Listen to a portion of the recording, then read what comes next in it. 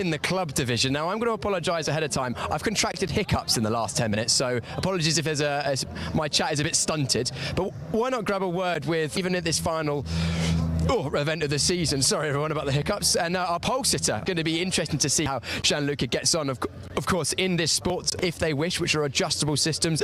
Oh my goodness, that actually the sport division, it's come around quickly, hasn't it? And I'm going to apologise once again. I've literally just a moment ago got hiccups again, so chances of that are pretty low. Apologies for the hiccups once again.